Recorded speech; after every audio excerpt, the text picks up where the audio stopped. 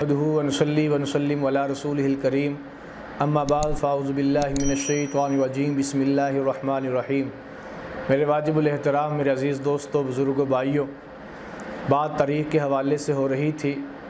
اب اگلی آج کی بات کا گفتگو کا عنوان یہ ہے کہ تاریخ کے اندر یہ جھوٹ ہوتا کیوں ہے، تاریخ کے اندر یہ من گھڑت باتیں لکھی کیوں جاتی ہے۔ تو اس بات کو سمجھنے سے پہلے یہ سمجھ لیں کہ تاریخ لکھی کیسے جاتی ہے، تاریخ لکھنے والے تاریخ کو کیسے لکھتے ہیں۔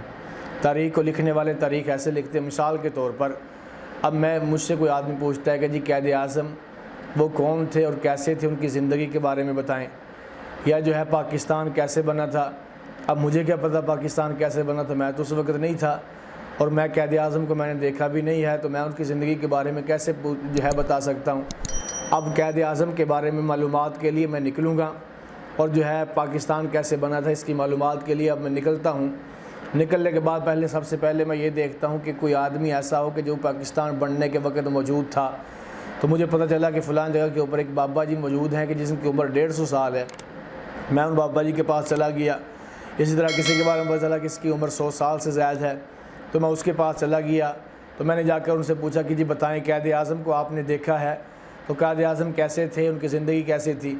اب وہ جو 150 سال والا بابا جی وہ کہتا تھا قائد اعظم تو میرے ساتھ کھیلا کرتا تھا، میرے ساتھ جو ہے اس کی اٹھنی بیٹھنی میرے ساتھ تھی، تو وہ لہٰذا میں بہت اچھی طرح اس کو جانتا ہوں۔ قائد اعظم فلاں دکان سے پان کھاتا تھا، قائد اعظم فلاں دکان سے یہ چیز لیتا تھا، فلاں بیٹھک میں روزانہ رات کو ہم بیٹھتے تھے۔ اب جیسے جیسے بابا جی بتاتے جا رہے ہیں میں لکھتا جا رہا ہوں۔ تاریخ لکھنے والا یہ نہیں دیکھتا کہ آگے بتانے والا آدمی کیسا ہے، وہ پھتا ہے، سنتا ہے، گاما ہے، ماجا ہے، کوئی بھی ہے، وہ لکھنے والا اس کو بس بات چاہیے، معلومات چاہیے۔ تاریخ لکھنے والے نے اب اس سے پوچھنے کے بعد اس نے لکھنے شروع کر دی۔ اب اس نے لکھ دیا قائد اعظم فلاں جگہ سے پان کھاتا تھا، اس کے ساتھ اس نے بچپن گزارا، اس کے ساتھ وہ کھیلتا تھا، فلاں جگہ پہ رات گزارا کرتا تھا، یہ ساری باتیں اس نے لکھ دی۔ دوسرے بابا جی سے میں نے کہا کہ یہ پاکستان کیسے بنا تھا، تو پاکستان بناتے آپ جو ہے اس وقت آپ کا کردار کیا تھا۔ اب وہ بابا جی بتاتے جائیں، جو بتاتے جائیں کہ میں لکھتا جاؤں گا۔ یعنی تاریخ لکھنے والا مورخ جسے کہتے ہیں وہ تحقیق نہیں کیا کرتا، اسے بس بات چاہیے ہوتی ہے، معلومات چاہیے ہوتی ہے، اس نے ساری معلومات لے کے آگے امت تک پہنچانی ہوتی ہے کہ یہ باتیں مجھے ملی ہیں، اب آگے اس نے لکھ کے پہنچا دی ہے۔ اب یہ بات درست ہے یا غلط ہے یہ مورخ نہیں فیصلہ کرتا، وہ کہتا ہے کہ آگے یہ فیصلہ آپ نے کرنا ہے، یہ بات ٹھیک ہے یا نہیں ٹھیک۔ اب میں اپنے گھر والوں اپنے دادے سے پوچھتا ہوں، دادا کہتا ہے یہ تو باتیں جھوٹ ہے، ایسا تو تھی نہیں، قائد اعظم تو پان کھاتا ہی نہیں تھا۔ اب انہوں نے کہا کہ میں نے جو ہے دیکھا قائد اعظم تو اس طرح کا آدمی نہیں تھا، تو لہٰذا اب تحقیق ہم نے کرنی ہے۔ مورخ نے وہ بات لکھ دینی جو اس نے بات سنی تھی۔ محدث اور مورخ کے اندر یہی فرق ہوتا ہے۔ محدث جو ہوتا ہے وہ جب حدیث لینے کے لیے جاتا ہے تو وہ حدیث کی چھان بین بھی کرتا ہے، حدیث کے الفاظ کو بھی دیکھتا ہے، حدیث بیان کرنے والے کے حالات کو بھی دیکھتا ہے اور اس کی شخصیت کو بھی پرکھتا ہے، اور اس کے اوپر جتنی بھی اسناد کے ساتھ اس تک یہ حدیث پہنچی ہے ان تمام اسناد کو بھی دیکھتا ہے، ان کے بارے میں بھی تحقیق کرتا ہے۔ تحقیق کرنے کے بعد وہ حدیث لکھنے کے بعد ہمیں کہہ دیتا ہے کہ میں نے اس کے بارے میں، اس حدیث کے بارے میں پوری تحقیق کی ہے، اب آپ کو تحقیق کرنے کی ضرورت نہیں ہے۔ مورخ یہ بات نہیں کہتا کہ میں نے تحقیق کی ہے اب آپ کو تحقیق کی ضرورت نہیں۔ مورخ کہتا ہے یہ واقعہ مجھے یوں ملا ہے، یوں معلومات مجھے ملی، میں نے آپ کو دے دی، آگے فیصلہ آپ نے کرنا ہے۔ صحافی حضرات وہ دیکھتے ہیں باتیں جو سچ جھوٹ ملتا ہے وہ آگے بیان کر دیتے ہیں، وہ تحقیق نہیں کرتے۔ تحقیق کے لیے قانون بنا ہوا ہے، قانون نے فیصلہ کرنا ہوتا ہے، جو ماہر لوگ بیٹھے ہیں انہوں نے فیصلہ کرنا ہوتا ہے کہ بات حق کیا ہے، بات سچ کیا ہے۔ دوسری بات، تاریخ لکھنے والے جو ہوتے ہیں بعض اوقات اپنے بادشاہوں کے جو ہے وہ متحد ہوتے ہیں اور ان کے اوپر جو ہے ان کو مجبور ہوتے ہیں بادشاہوں کے، یعنی کہ بادشاہوں کے مجبور ہونے کی وجہ سے بادشاہوں کے ہاتھوں مجبور ہوتے ہیں، اس وجہ سے وہ بعض تاریخ کو مسخ کر دیتے ہیں۔ یہ اس کی بے شمار مثال کے طور پر دولت جو ہے بنو عبید، یہ مصر اور شمالی افریقہ کے اوپر ان کی 200 سال سے زیادہ حکومت ہے، یعنی ان کی جو ہے دولت بنو عبید کی مصر شمالی افریقہ میں 200 سال سے زیادہ ان کی حکومت ہے، اور یہ پکے شیعہ تھے۔ اب یہ شیعہ لوگ اب ان کے 200 سال حکومت کے اندر بھی چونکہ تاریخ لکھی گئی ہے، اب جب تاریخ ان کے دور میں لکھی گئی، شیعہ حضرات ہے وہ صحابہ کے بارے میں کہاں اچھا گمان رکھتے ہیں۔ مثال کے طور پر پاکستان والے تاریخ لکھیں، وہ انڈیا کے بارے میں کوئی اچھی بات نہیں لکھ سکتے۔ انڈیا کی جو ہے ان کی ایجنسیاں، ان کی جو ہے وہ قوم جو ہے ان کی جو ہے وہ ایجنسی، وہ جو ہے تاریخ لکھے، وہ پاکستان کے بارے میں کبھی اچھی بات نہیں لکھ سکتے۔ یعنی تعصب کی بنا کے اوپر جو اس کے مخالف ہوتا ہے اس کے مورخ کبھی تعریف نہیں کیا کرتا۔ مثال کے طور پر جو ہے پی ٹی آئی والے ہیں، وہ اگر تاریخ لکھیں وہ نون لیگ کی کہاں تعریف کریں گے؟ نون لیگ والے پی ٹی آئی کی کہاں تعریف کریں گے؟ وہ اپنے کہیں گے ہم نے یہ کیا، ہم نے یہ کیا، نون والے کہیں گے ہم نے یہ کیا۔ تو بعض اوقات مورخ تاریخ لکھنے والے وہ بادشاہوں کے ہاتھوں مجبور ہو کے پھر وہ باتیں لکھتے ہیں۔ اب جب ان کی 200 سال حکومت رہی ہے، اب انہوں نے صحابہ کے بارے میں جو باتیں لکھی ہوں گی وہ کہاں صحابہ کی انہوں نے تعریف کی ہوگی؟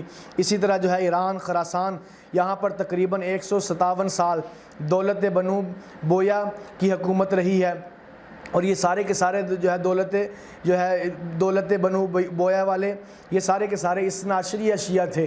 اب جب ان کی 175 سال حکومت رہی، اس دور کے اندر جو تاریخ لکھی گئی ہے تو گویا اس کے اندر بھی صحابہ کے بارے میں جو باتیں لکھی گئیں وہ من گڑت اور جھوٹ لکھا گیا، وہ کبھی بھی تعریف نہیں لکھ سکتے۔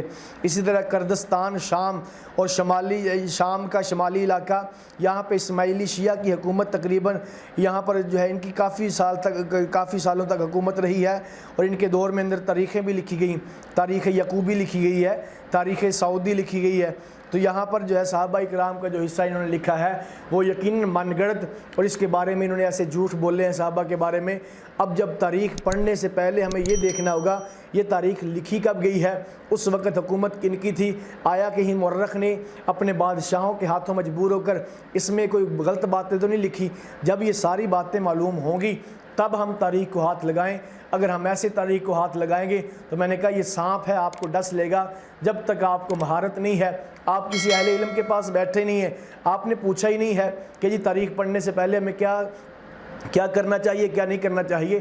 تاریخ کی مثال میں اکثر کہتا ہوں کباڑ خانے کی ہے۔ کباڑ خانہ جو ہوتا ہے وہ کیا ہوتا ہے؟ کباڑ خانے کے اندر اچھی چیزیں بھی ہوتی ہیں، بری چیزیں بھی ہوتی ہیں۔ اب جب کباڑ خانے کے اندر کوئی آدمی جائے گا، اگر کوئی ماہر آدمی جائے گا وہ چیز کو دیکھ کر کہے گا یہ چیز تو ایک نمبر ہے، یہ کباڑ کے اندر پڑی ہوئی ہے، وہ فوراً اٹھا کے اس کا سودا کرے گا، یہ مجھے دے دے، اور آ کر اس کی تھوڑی بہت سیٹنگ کر کے جو ہے وہ اپنی جو ہے کام کے اندر استعمال کے اندر لے آئے گا۔ تو تاریخ کے اندر بھی یوں کباڑ ہوتا ہے، لیکن اس کباڑ میں سے اچھی چیزیں کس نے نکالی ہیں؟ تو جو ان چیزوں کا ماہر ہوگا، یعنی جس کے سامنے یہ ساری باتیں ہوں گی کہ کس دور کے اندر کیا بات ہوئی تھی، کس دور کے اندر یہ تاریخ لکھی گئی، اور یہ تاریخ لکھنے والا کہیں شیعہ تو نہیں ہے، یہ تاریخ لکھنے والا کون سا فاسق فاجر آدمی تو نہیں ہے۔ تو لہٰذا جب تک یہ چیزیں ہمیں معلوم نہیں ہوں گی ہم تاریخ کو ہاتھ لگائیں گے تو ہم گمراہ ہو جائیں گے۔ تو میرے بھائیوں دوسری بات کہنے کا یہ ہے، آج دوسری ویڈیو تیسری بات میں کہنے یہ لگا ہوں، تاریخ کو پڑھنے سے پہلے چند چیزوں کا جاننا ضروری ہے۔ کچھ چیزیں تاریخ پڑھنے سے پہلے جاننا ضروری ہیں اور کچھ چیزیں تاریخ پڑھنے کے بعد جاننا ضروری ہیں۔ یعنی پہلے پڑھ لیں گے وہ چیزیں ہمارے ذہن میں ہوں گی، اس کے بعد ہم تاریخ پکڑیں گے، تاریخ کو پڑھیں گے تو کبھی ہم جو ہے گمراہ نہیں ہوں گے۔ ہمیں پتہ ہوگا یہ بات تو میں نے پڑھی ہوئی ہے، تو لہٰذا یہ بات غلط ہے۔ وہ باتیں کون سی ہیں جو پہلے جاننا ضروری ہے، اور وہ پہلے جاننا کیوں ضروری ہے؟ مثال کے طور پر ایک آدمی ایک مکان بناتا ہے، اس مکان کے اوپر پہلے مٹی لگاتا ہے، سیمنٹ لگاتا ہے، پھر پلستر کرتا ہے، پھر اس کے بعد اس کے اوپر ٹائل لگائی جاتی ہے۔ ایسا نہیں کہ پہلے ٹائل لگا دے، پھر اینٹیں لگائے اور پھر بعد میں سیمنٹ لگائے، ایسا نہیں ہوا کرتا۔ اسی طرح تاریخ کو پڑھنے سے پہلے بھی چند باتوں کا جاننا ضروری ہے۔ اگر وہ باتیں ہم جان لیں گے تو پھر تاریخ ہمیں ڈنگ نہیں مارے گی، پھر یہ سانپ ہمیں ڈنگ نہیں مارے گا۔ ان تاریخ کی باتوں میں سے جو پہلے جاننا ضروری ہے، وہ پہلی بات جو ہے وہ عقیدہ، اپنا عقیدہ علماء سے ٹھیک کروائیں، اپنا عقیدہ پختہ کروائیں۔ مثال کے طور پر ہمارا عقیدہ ہے کہ اللہ ایک ہے، اب تاریخ اٹھائیں، تاریخ کے اندر لکھا ہے کہ اللہ دو ہیں، اللہ تین ہے، یا 360 جو کعبے کے اندر رکھے تھے 360 اللہ ہیں۔ اگر ہمارا عقیدہ یہ پختہ ہوگا کہ اللہ ایک ہے، تاریخ کے اندر دو آئے گئے، تاریخ کے اندر تین اللہ ہیں، 4 اللہ ہیں، تو فوراً ہم اپنے عقیدے کو لے کے کہیں گے یہ بات غلط لکھی ہے، عقیدہ ہمارا یہ ہے، یہ عقیدے کے خلاف آ رہی ہے۔ تو اس طرح دوسری بات یہ کون سی ہے، پھر آگے کیا ہے، اور تاریخ کے بعد یہ چیزیں جاننے والی کون سی ہیں، اس کے اوپر میں اگلی ویڈیو ریکارڈ کرواؤں گا۔ دعا ہے کہ اللہ کی ذات ہم سب کو ان چیزوں کو دیکھ کر سمجھ کر عمل کرنے کی توفیق عطا فرمائے۔